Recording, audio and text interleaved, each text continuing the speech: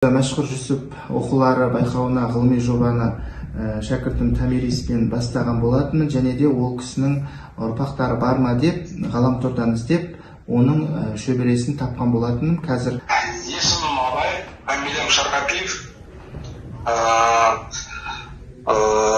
Екібастұз қаласында тұрамын.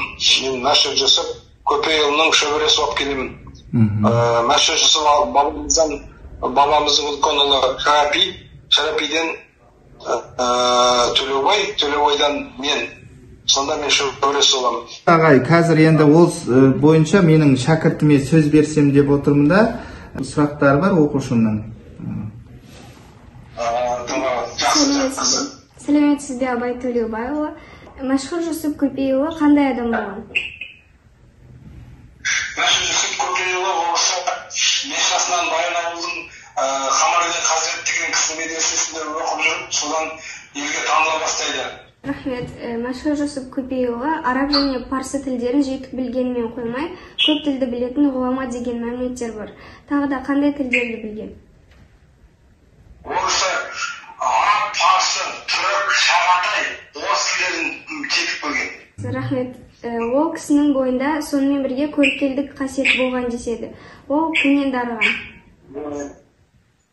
Ол кісінің 5 жасында ол кісі жаңағы әкесі көпейіп, Баян ауылдың жаңағы айттым ғой, Хамариден Қазіреттің медресесіне апарайын деп жатқан кезде, сол туған жері Формаларындағы шығыстық және исламдық сипаты жайлы айтып кетсеңіз. Мен ол кісі шығыс мәдениет әдебиетін өте терең еткен ғой, Фирдауси жаңағы Шахнаме бәрін түгел оқып ол кісі. Бүкіл шығыс әдебиетін толық болмаса енді өте терең зерттеген адам. Мәшһүр Жүсіпке байланысты қандай жаңалықтарыңызбен бөлісе аласыз?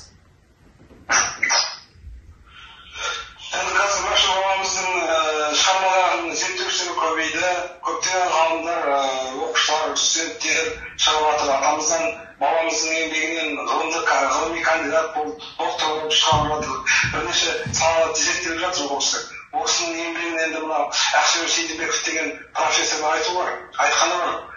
Мәшһүр Жүсіпті танып қаламыз. 70-ақ жыл өмір сүріп дейді, 70-ақ жыл.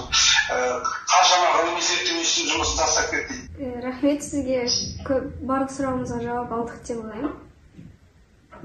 Жақсы қылдым. Сау болыңыз. Аман бол.